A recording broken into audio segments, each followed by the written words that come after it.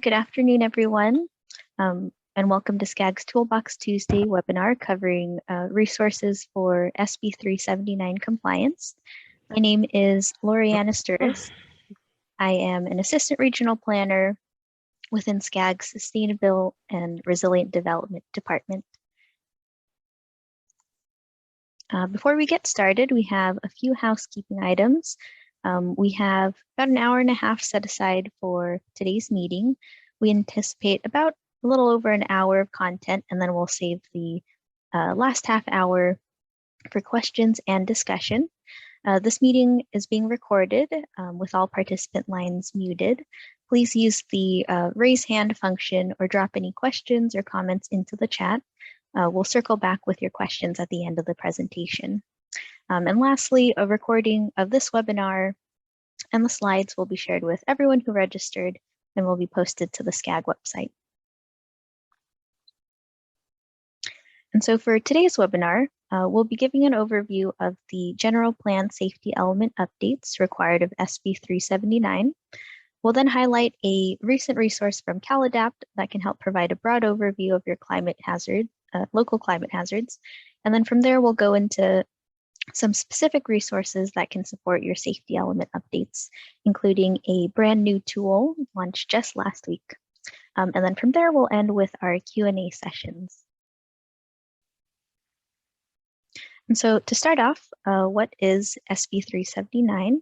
As a quick refresher, this bill was passed in 2015 and builds off of two previous pieces of legislation, AB 162, which addressed planning for flood risk, and SB 1241, which addressed planning for fire risk. The bill is a key piece of legislation for implementation of the state's climate adaptation goals under Safeguarding California. And in order to help advance the state's overall climate adaptation goals, SB 379 required all cities and counties in California to incorporate climate adaptation and resilience strategies into general plan safety elements by January 1st of this year. While the state has passed, cities and counties will still need to incorporate climate risks into the next iteration of their safety element updates.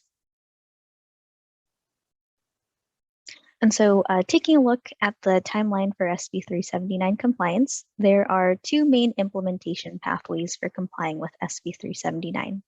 The first, if a city or county has adopted a local hazard mitigation plan, or LHMP, then starting January 1st of 2017, upon the next revision of that LHMP, climate adaptation strategies must be addressed in the safety element of the general plan. Under the second pathway, if a city or county has not adopted an LHMP, then the safety element of the general plan must be updated to include climate adaptation strategies. And so next, what are the statutory requirements of SB 379? There are three main components of the bill. One, conducting a vulnerability assessment. Two, developing a set of adaptation and resilience goals, policies, and objectives. And then lastly, developing a set of feasible implementation measures for those goals, policies, and objectives. And so what are the options to comply with SB 379? Similar to that dual split, depending on whether a city or county has or has not adopted an LHMP, compliance for SB 379 also follows two pathways. The first, on the left, update the general plan safety element with those three components: vulnerability assessment, adaptation and resilience strategies, and adaptation and resilience implementation measures.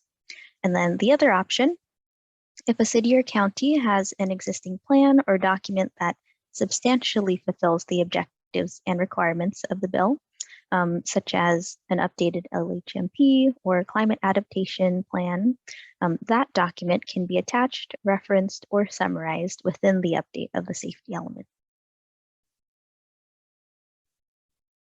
And so now taking a step back to look at those three main components required by the bill, let's first break down this first piece on the vulnerability assessment.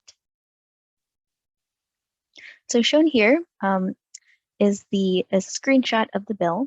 It covers the goal of the vulnerability assessment, which is to identify the risks that climate change poses, but which risks exactly?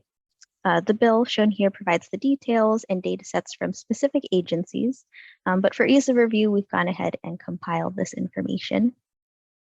And so these climate risks that must be looked at as part of the vulnerability assessment are broken down into seismically induced hazards, flood hazards, and fire hazards, with the specific climate hazards listed here, as well as the associated agency data sets to also look at.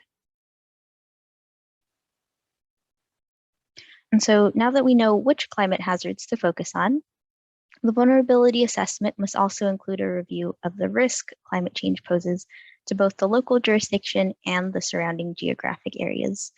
This includes looking at existing and planned development, impacts on assets and infrastructure, maintaining essential public facilities inside and outside of those at-risk areas, and then also establishing a network between your agency and surrounding public agencies whose facilities, development, supply, et cetera, could potentially be impacted.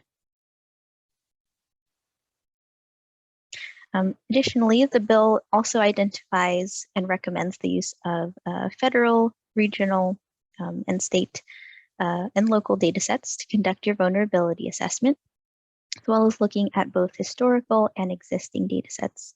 The legislation, again, identifies a few resources such as CalAdapt, and also provides a general suggestion on looking at local resources. So we've gone ahead and compiled a few here.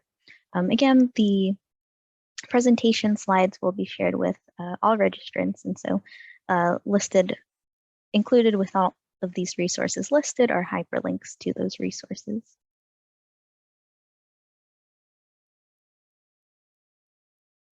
And so now, circling back to the statutory requirements of SB 379, with your vulnerability assessment conducted, you can then move on to developing a set of adaptation and resilience goals, policies, and objectives based on the information from your assessment. Again, with a focus on the goal of protecting your community. And then from there, developing a set of feasible implementation measures designed to carry out those adaptation and resilience goals, policies, and objectives. And so with that background on the requirements and timeline of SB 379, let's dive into the focus for this training, all of the resources. Starting off with the recent tool from the state, we'll be taking a look at the Local Climate Change Snapshot tool. To start off, here's a screenshot of the CalAdapt homepage. Right off the bat, you'll see a list of tools on the front page. These are various pages and resources that will allow you to select climate change data by location, impact, time period, as well as downloading the data. The tool I want to highlight is the Local Climate Change Snapshot tool, located centrally on the home page. And so just some background, the Local Climate Change Snapshot tool is a relatively new addition to the CalAdapt tools family. It was developed last year to help support local jurisdictions who are doing local or regional planning for climate change impacts, and came about through interviews with folks across the state about what they might like to see with climate change data for local planning. The tool is designed to be more introductory and accessible than many of the other tools that live on CalAdapt, essentially an entry point for looking at this collection of climate data. The primary goal is to support local planning, such as LHMP development or general plan updates, such as safety elements, and also be an educational and advocacy resource. The Snapshot tool simplifies settings for certain parameters like different global climate models that can be used to produce climate data, and also adjust the time intervals you may need for your planning purposes. Additionally, the Snapshot tool provides several data sets you can review through your own local snapshot, such as temperature, precipitation, and wildfire. Under temperature, we have annual average maximum temperature, extreme heat days, warm nights, Under precipitation, you can find data on maximum one-day precipitation, annual precipitation, and then for wildfire, information on annual average area burned. For the purposes of today's webinar, I'll just be sharing some screenshots of the tools and resources. However, we do provide more detailed walkthroughs of these tools during our one-on-one technical assistance sessions for SB 379 compliance. And so just starting off with how to use the tool and using the City of Westminster as an example. You'll first select an aggregation boundary and location. In this case, we selected city, but other examples of the boundaries could be specific addresses, other city boundaries, or by county. Once you've selected your location, the tool then provides climate change projections for the collection of physical variables mentioned earlier, extreme heat days, warm nights, precipitation. And then linked on the page is also additional resources that can help you further explore the climate data shown. And so once you've entered your city and then clicked Generate Snapshot, you'll be brought to the following page. Here you'll see your local climate change snapshot, and you'll see those 3 data sets we reviewed, highlighted in teal to show which data set you're looking at. We've pre-selected extreme heat days under the temperature category, which then shows the number of days in a year when the daily maximum temperature is above the local threshold temperature of, for a City of Westminster, 95.6 Fahrenheit. As you scroll down on the snapshot page, you'll then see a chart showing the historically observed extreme heat day patterns. For example, taking a look at about 1980, 1979, the graph shows that there were about 11 days above that 95.6 Fahrenheit threshold in Westminster. And then below this graph is the same data, just in table format, providing a snapshot of the extreme heat days for a 30-year time period. Overall, just wanting to highlight this local climate change snapshot tool as it provides a good overview of both historical and projected climate change impacts to your local jurisdiction.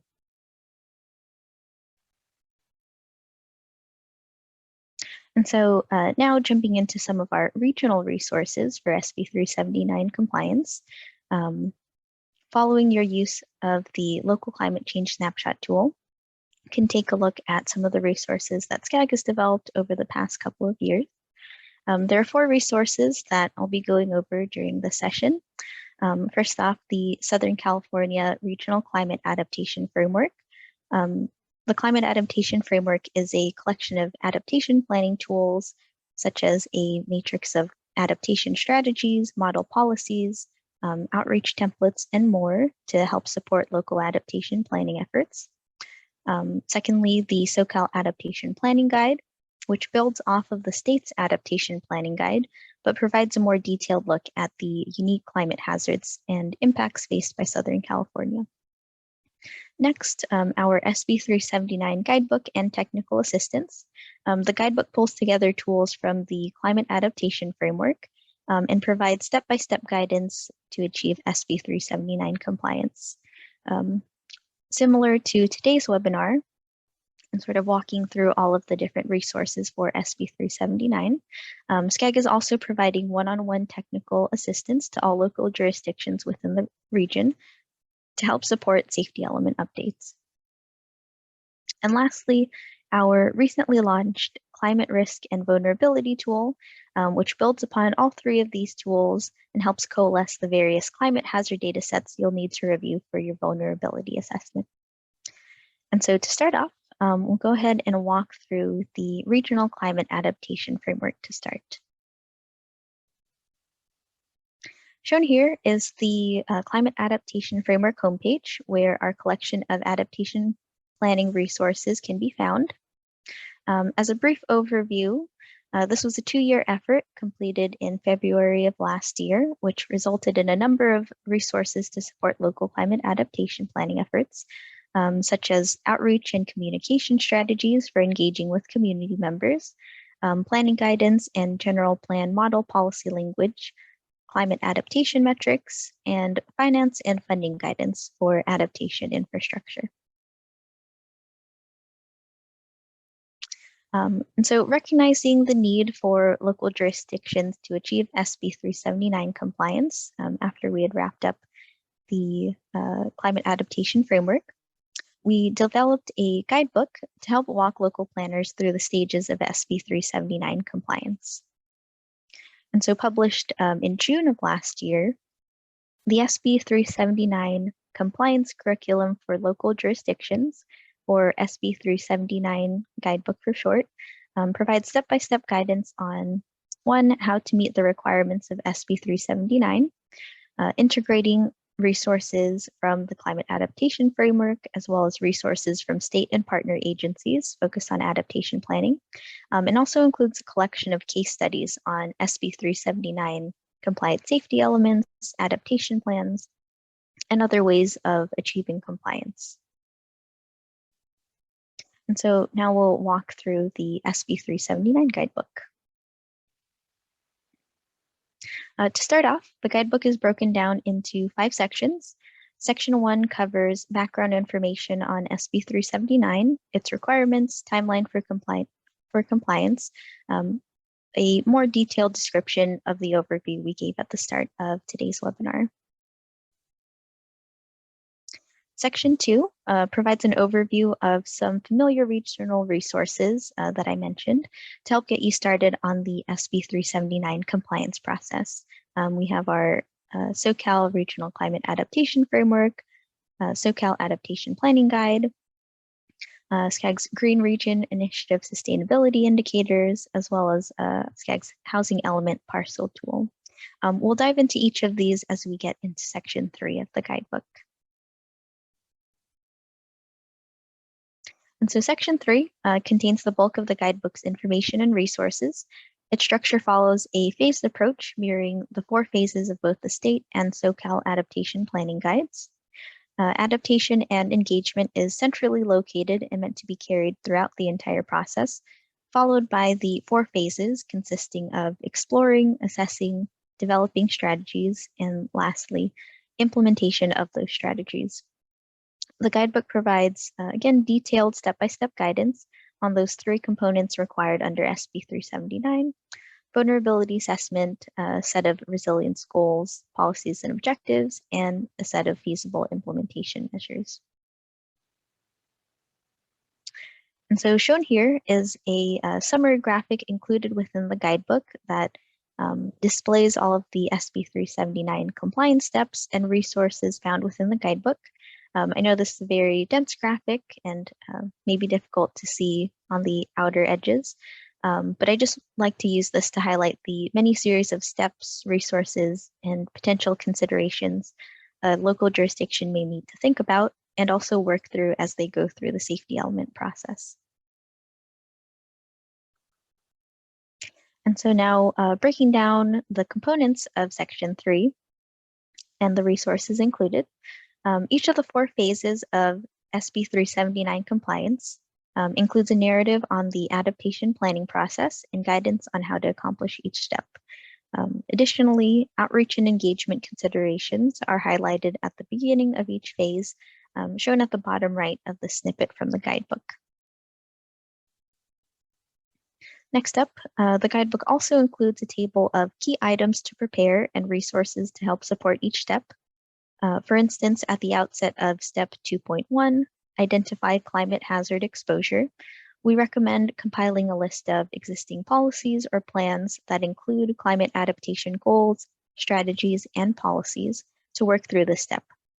Additionally, in this callout box, a list of recommended resources is provided or suggested, such as pulling together the jurisdiction's local general plan, local hazard mitigation plan, or other relevant climate documents, and then also pulling or referencing resources from the climate adaptation framework,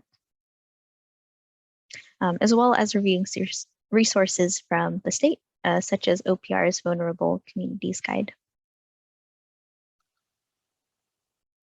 Additionally, embedded within the guidebook are snapshots of resources from the climate adaptation framework to help supplement the narrative on where to find and how to use existing resources within each step of the compliance process.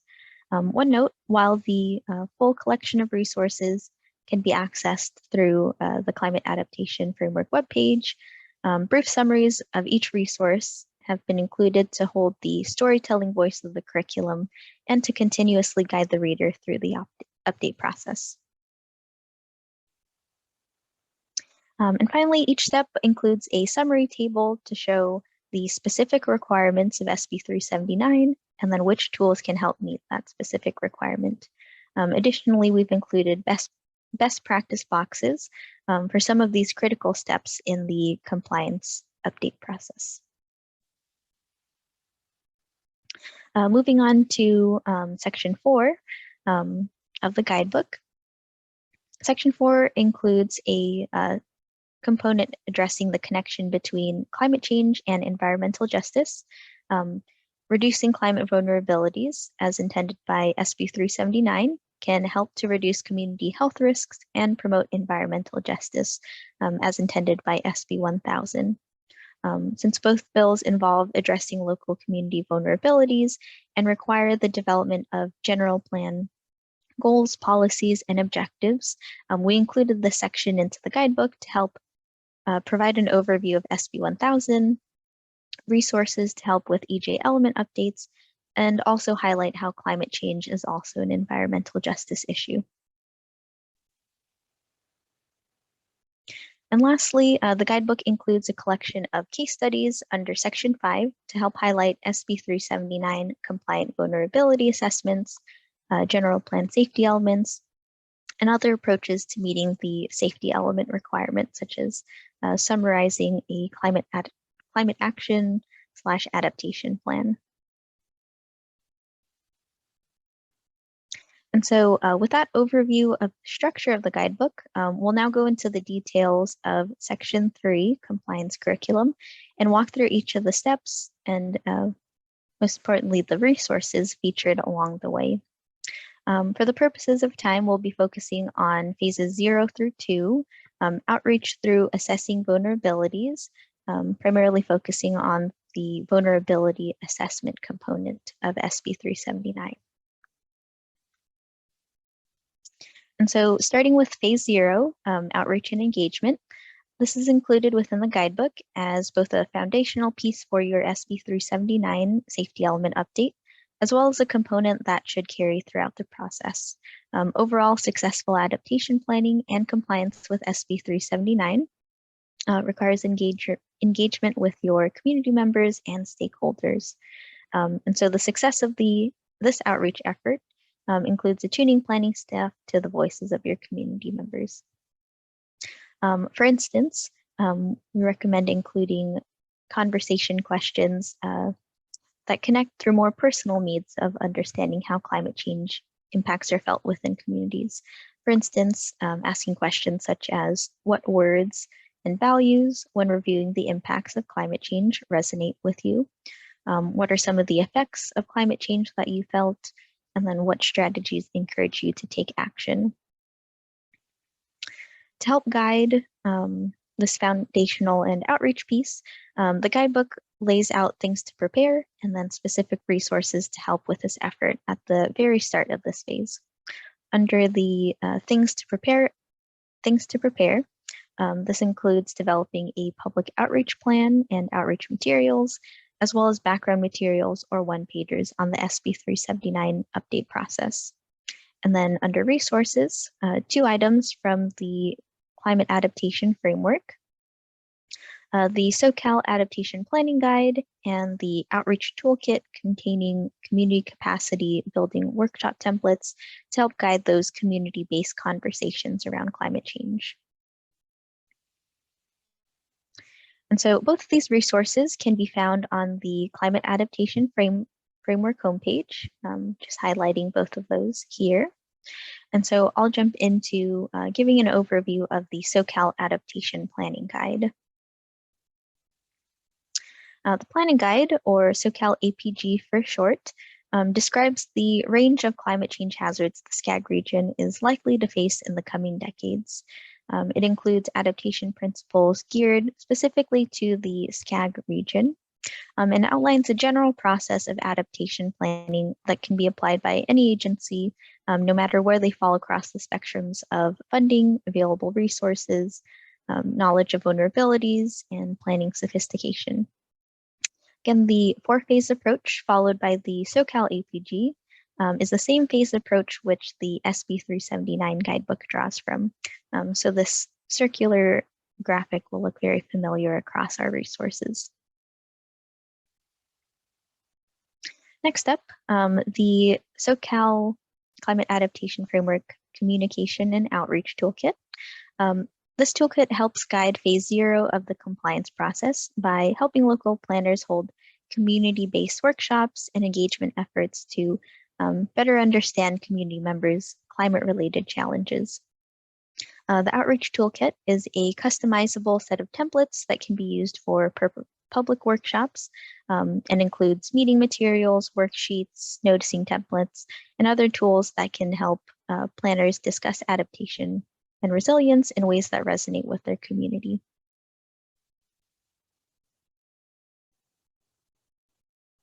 And so with the process for outreach and engagement with your community members established under phase 0, you can then move on to phase 1, which involves scoping your compliance.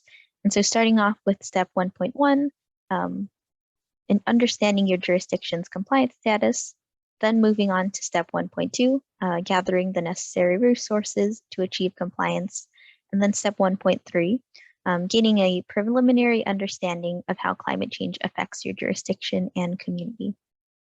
So we'll be going through each of these steps one by one and highlighting some resources.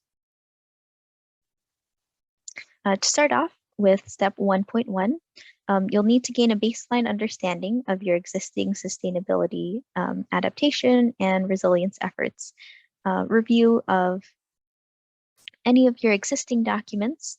You can begin by reviewing any of your existing documents. And one resource that can help with that is SCAG's Green Region Initiative, or GRI, which I'll speak on a little bit later. From there, you can determine which of the compliance pathways you fall under. That would be, is a safety element update required, or is there an existing adaptation document or plan that meets the SB 379 requirements? Following the first pathway of needing to update your safety element, here are a couple of resources that can help with that determination of which of those pathways you fall under. For instance, this could be a helpful resource if you have newer staff unsure of some of the past or recent adaptation efforts of your city. And so again, with this chart, things to prepare include identifying intra and interdepartmental stakeholders, and then also developing a timeline to meet the SB 379 requirements, thinking about how far along are you, how much time will be needed for that update.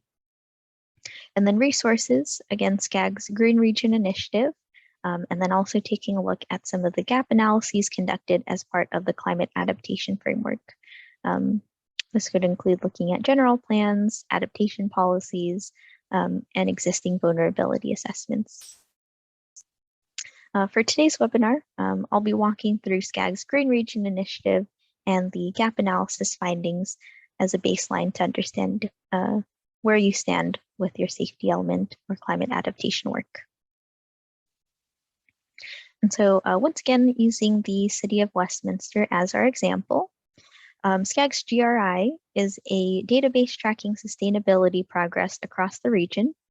The GRI looks at topics such as climate action, urban greening, water, and more. But for our purposes, we'll be focusing on the adaptation indicator shown here.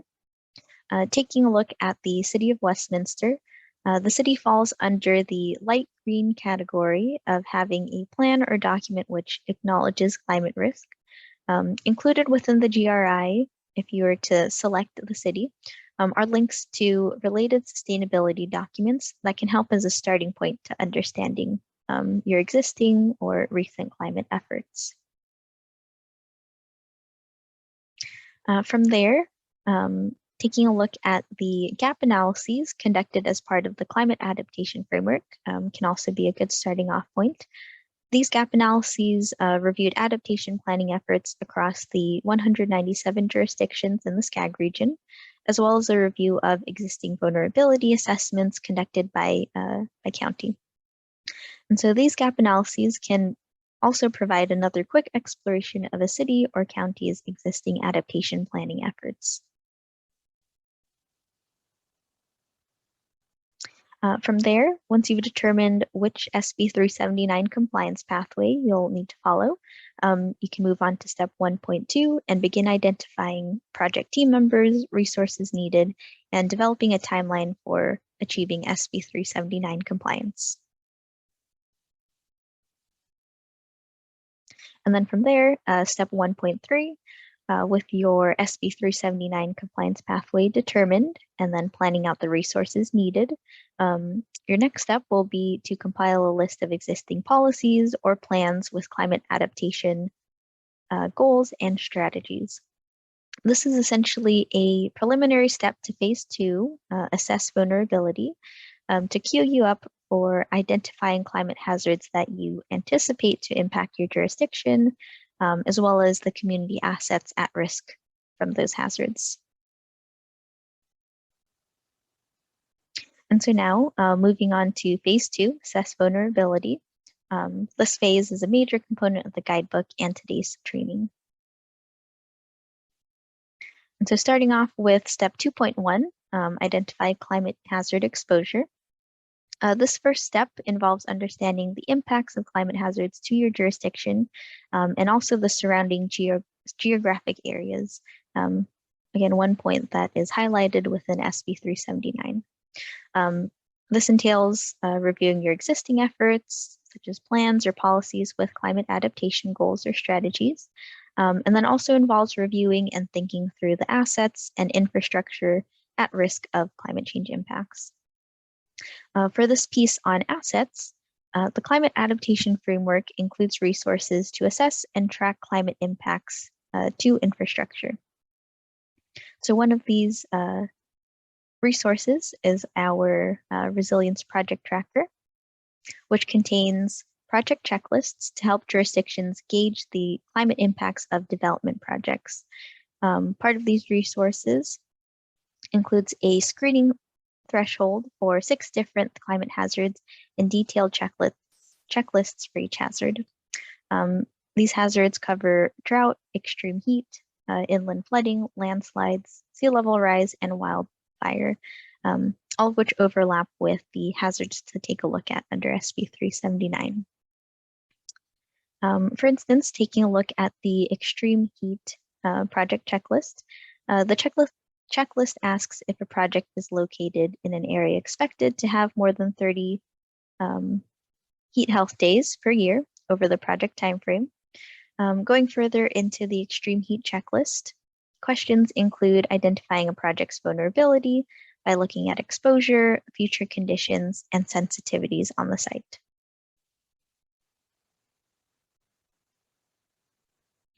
And so now, wrapping up the tools helpful for moving through step 2.1, we move on to step 2.2, which is characterizing sensitivities and potential impacts.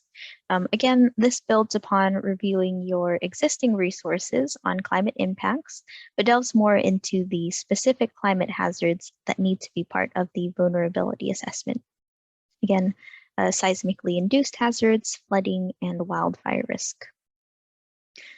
And so looking at your local resources, SB 379 outlines a list of recommended resources to review from the federal, state, and regional level.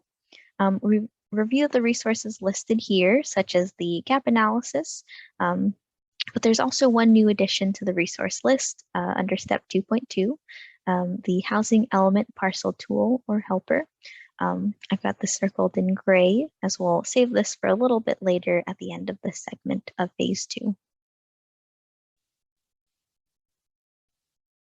And so with information on your jurisdiction's existing policies and or plans that include climate adaptation and resilience strategies, step 2.1, and then information on climate change sensitive populations and assets under step 2.2.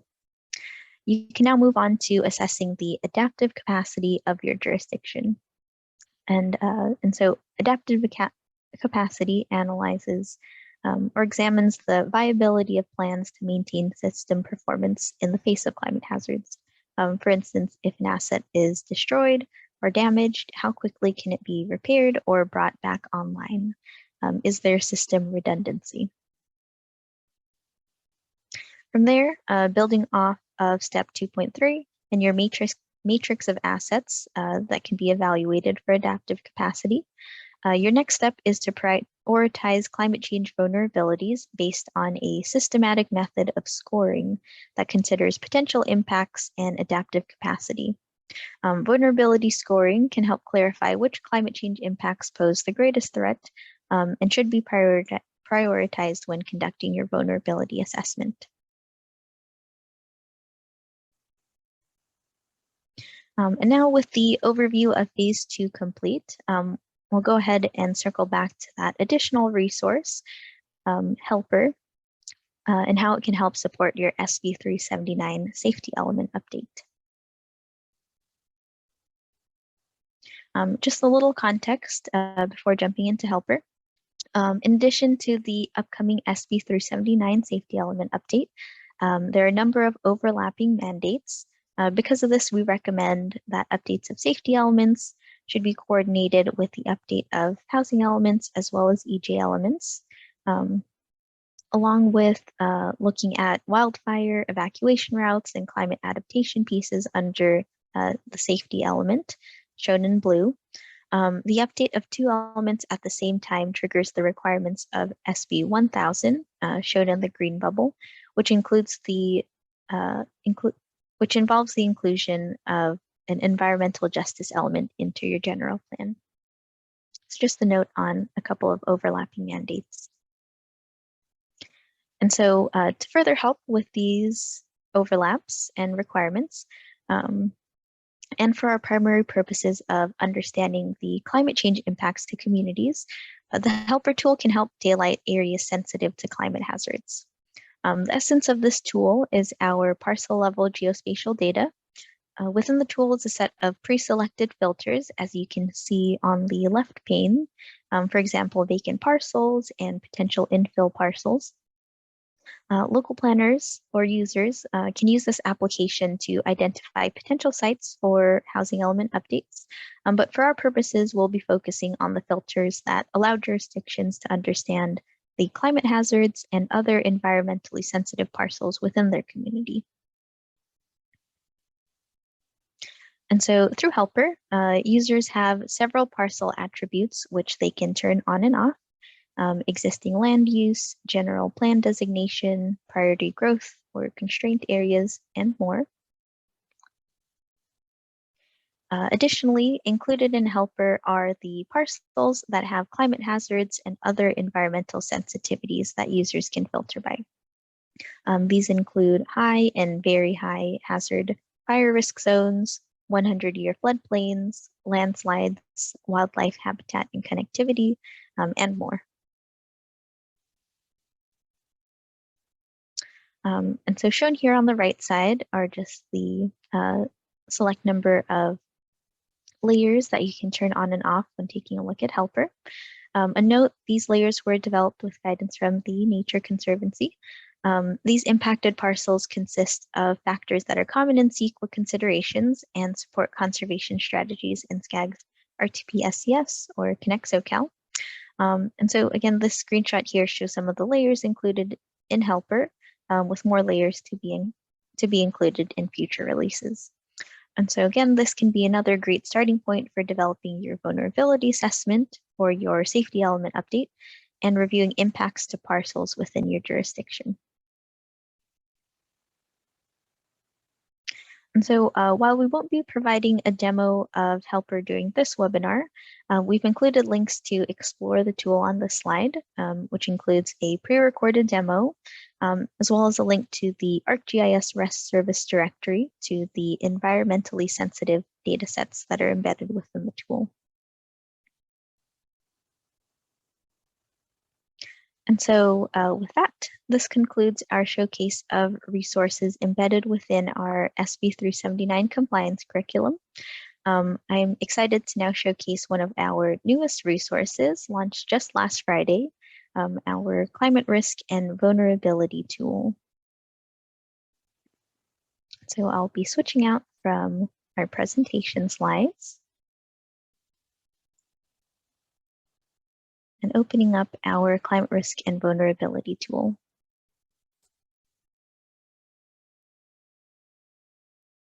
Okay. And so again, launched just this week, the Climate Risk and Vulnerability tool, or we're calling CRVIT, is SCAG's newest resource, which complements the SB 379 compliance by providing guidance, interactive maps, and resources in a one-stop shop to help local jurisdictions conduct climate vulnerability assessments. Here's what you'll see on the home page of the tool. You can navigate between pages using the tabs at the top here, as well as some of the hyperlinks and buttons embedded throughout the tool. The Getting Started page provides some background on the purpose of the tool, vulnerability assessments, and also how to navigate the tool.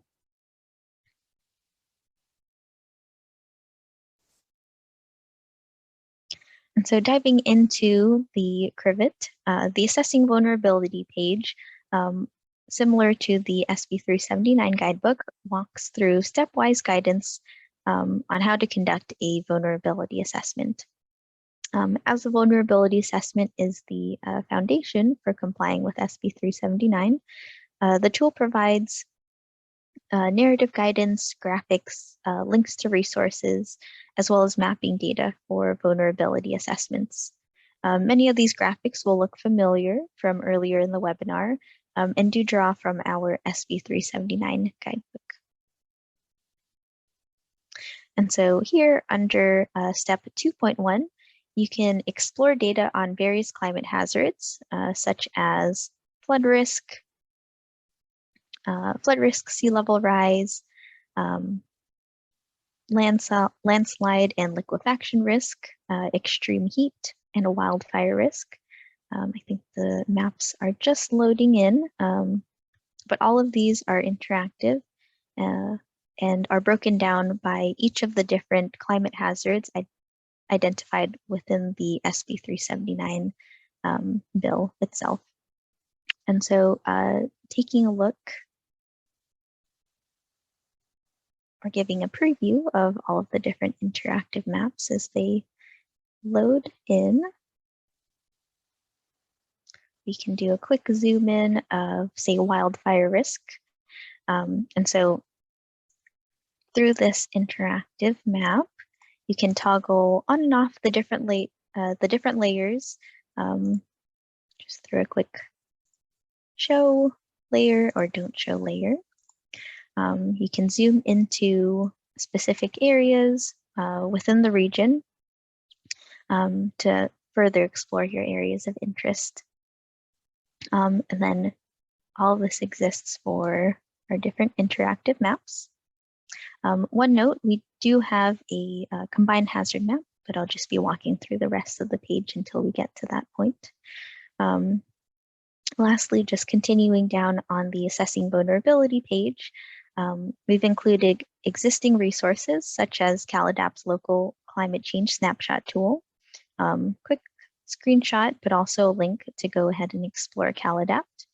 The tool also provides analysis from SCAG's climate adaptation framework on the potential impacts of two climate hazards, wildfire and sea level rise, to transportation networks within the SCAG region. And so we've dubbed this the Stranded Zones Analysis. And here you see a similar interactive map in which you can turn on and off either impacts of sea level rise or wildfire. Zooming in, do another review. But our Stranded Zones analysis takes a look at areas that could potentially be cut off or stranded from the transportation network given either a wildfire or sea level rise event. Continuing on this page, we have a few more other tools such as Helper, which we described earlier, as well as some of the additional climate adaptation framework tools such as the Infrastructure Impacts and Project Tracker that can help you summarize and collect information on different projects that may be impacted by climate hazards. And then lastly, we include a couple of tools that can help users explore social vulnerability data to help identify vulnerable populations in a climate change context. You can see social and community vulnerability data in the interactive map here.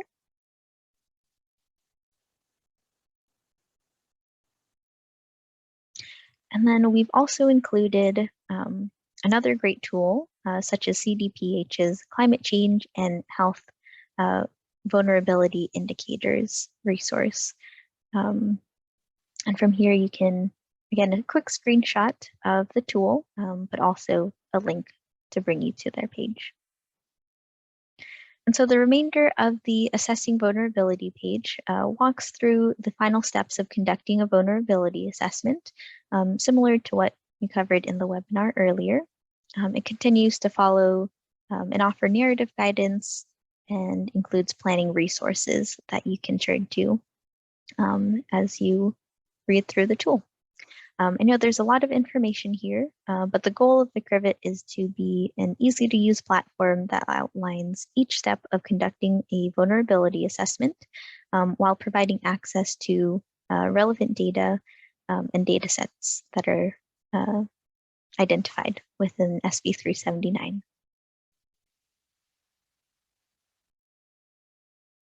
And so moving on to our combined hazard map, this interactive map consolidates all of the data on the Assessing Vulnerability page, which allows users to see various environmental and climate hazard data together.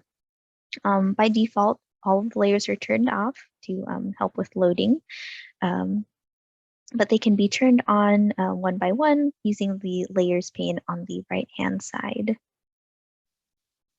So I'll turn on a few of them just to show how a couple of them will populate. There we go. And so all of these different layers can be toggled on and off depending on the user's need. But we developed this combined hazard map just for ease of comparison when taking a look at overlapping impacts of multiple climate hazards. So we welcome, playing around with the climate hazard map and just taking a look at how the different climate hazard impacts may impact your jurisdiction.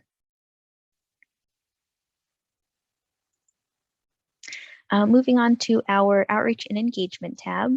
Again, a core focus area for SB 379 planning and adaptation planning overall.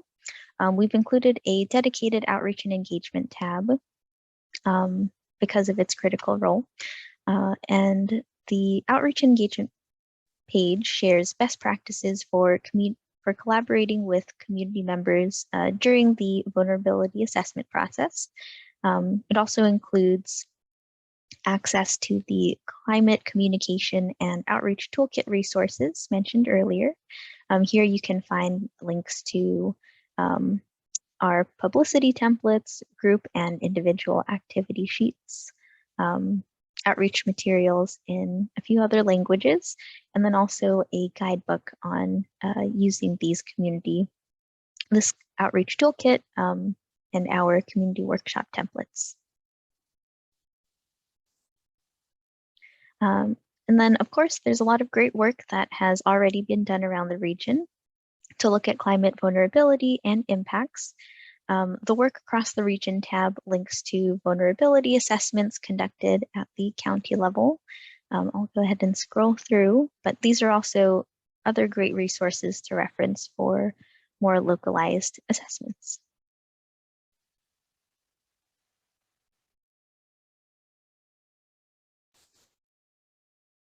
And then lastly, our help page provides contact information if you'd like to reach out to staff or schedule one-on-one trainings or even read through the Crivet user guide. This wraps up our demo of the tool. And so we just have a few more slides to share.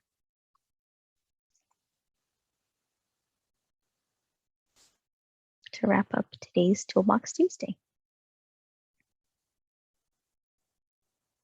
And so just wanting to highlight that you can access the climate risk and vulnerability assessment tool directly on the link on the slide or through the Climate Adaptation Framework homepage, located just there on the right-hand side. Before we dive into discussion and time for Q&A, we'd like to launch a quick poll on the status of safety element updates. We'll go ahead. Oh, great, they've gone. They've launched. We'll leave those open for a couple of minutes or a couple of moments. We've just got 4 questions, 2 that are single answer and then 2 that are multiple choice. These questions may look familiar if you attended our Toolbox Tuesday on the Adaptation Framework and Guidebook last June. Last June, most jurisdictions had answered, had noted that they had not started the safety element update process yet, and that a lack of resources was a major challenge. Again, we'd love to hear where folks are at in their safety element update process, and so wanting to see how this group stands in terms of safety element updates, and again, any resources, support that SCAG can help provide.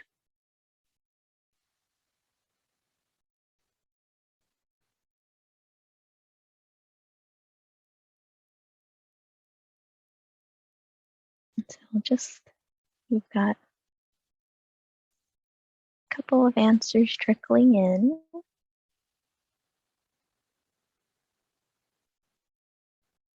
It looks like I'll leave it open, but it seems like about half of participants or half of those who have submitted answers have not started review or the update process. A few folks are at the point of having updated and adopted a safety element, and then kind of few folks here and there in between having reviewed previous safety elements, completed the vulnerability assessment, and then are in the process of drafting some of those adaptation policies. Again, lack of resources and staff is a major challenge that jurisdictions seem to be facing, and then also needing more information and then technical assistance. And then the same goes in terms of additional resources. And so I think we can go ahead and end the poll if it's possible to also share results. Oops. Okay. So you all should be seeing the poll results. Thank you to those who participated.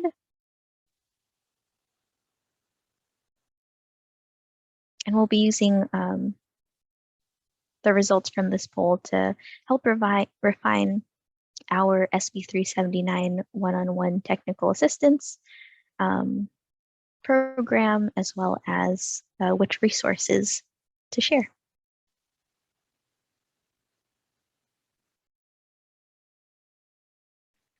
Okay, thank you, everyone. And now I'd like to open it up to Q&A. I know I saw a couple questions popping up in the chat. Just some guiding questions, also pulling from the poll. Which resources would you like to learn more about? How can we best assist you? Or we can revisit some of the previous slides. Feel free to, well, I think we'll start off with taking a look at some of the comments that came through during the presentation. And then from there, feel free to use the raise hand function, and then we can call on you for you to voice your comments. Hi, Lorianne. I have comments in the chat. First from Natalie Hernandez. Would you say the SB 379 Guidebook is a short handbook of the Socal Adaptation Planning Guide? Or how would you describe how the two interact?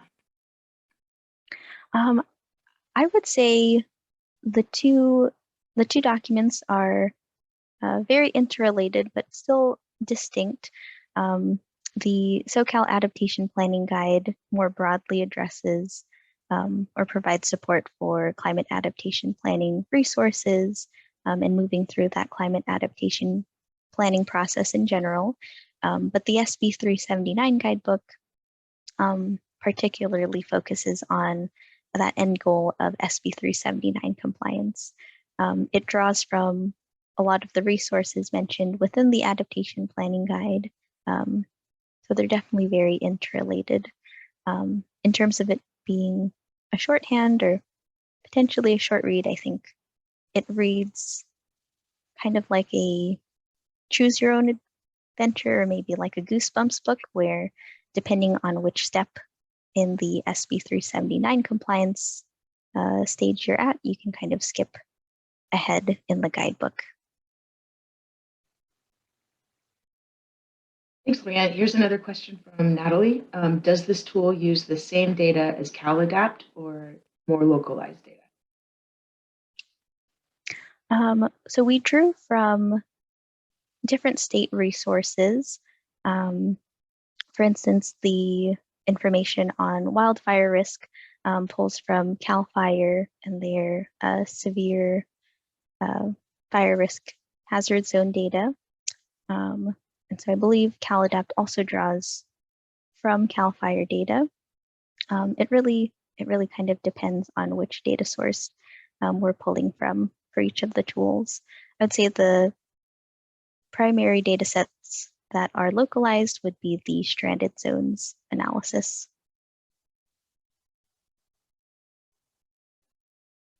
And then Kim, any other comments on the data sets you'd like to share?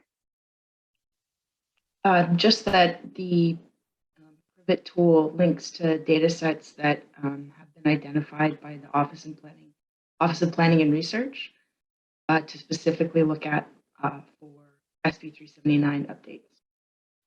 Whereas the Adapt tool helps understand current and future climate science. So the CalAdapt tool is more focused on looking at projections, whereas we're using the data that shows current hazards.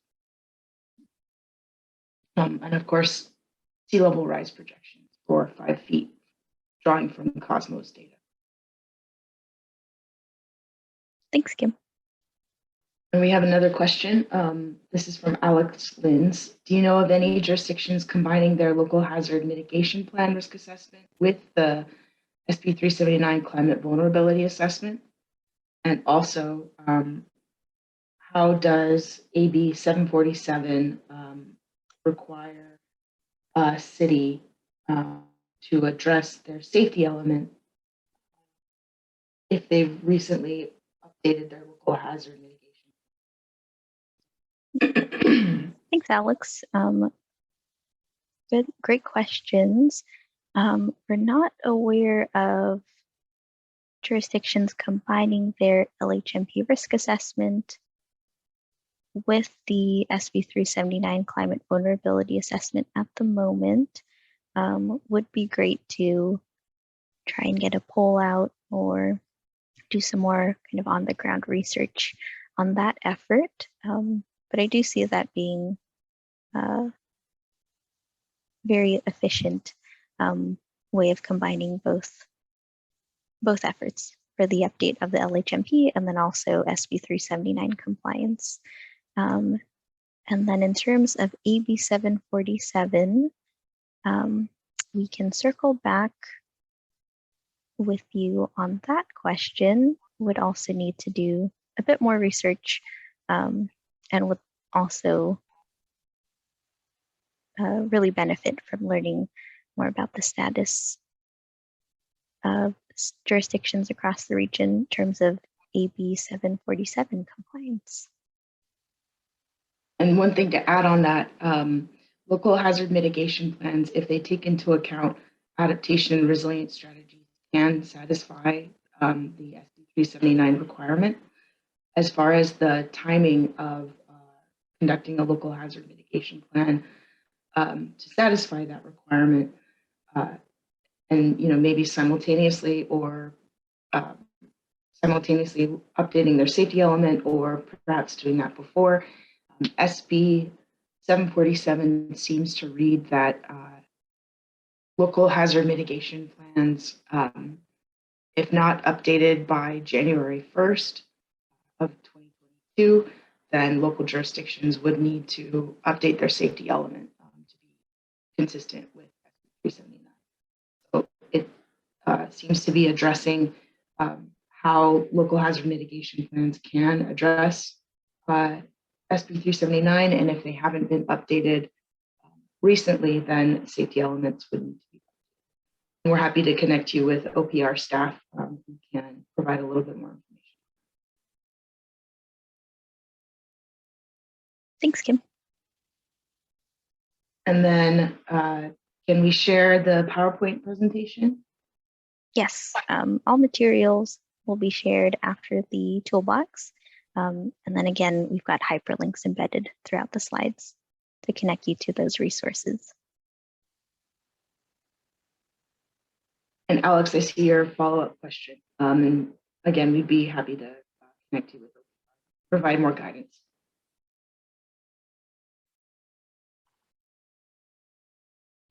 And I'm not seeing any other questions in the chat. Okay, thanks, Kim.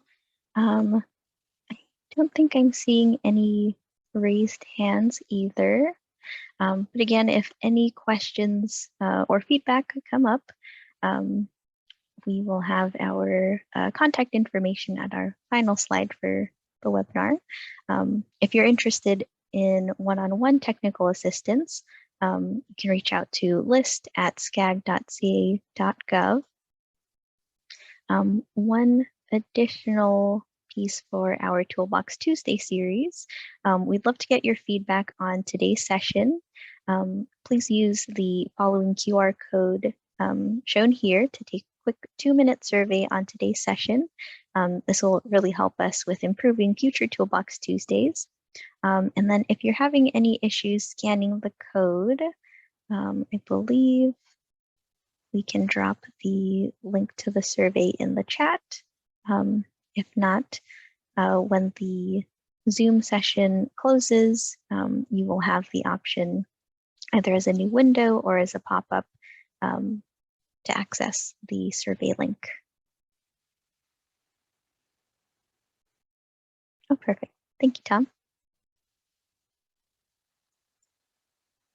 And so with that, thank you again for participating in today's Toolbox Tuesday, covering our many resources to support SB 379 compliance. If you have any questions, please reach out to me at my contact information below.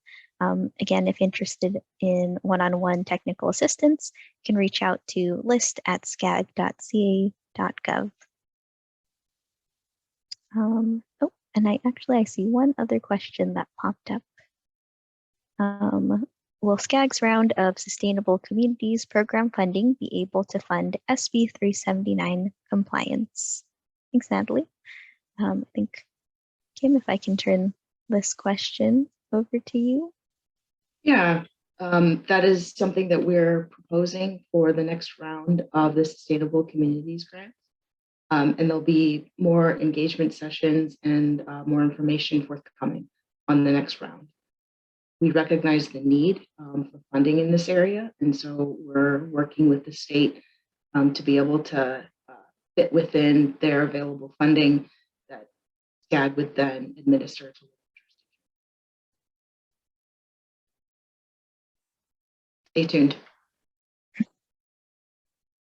Yes, and that's the Spring 22 engagement for civic engagement, equity, and environment.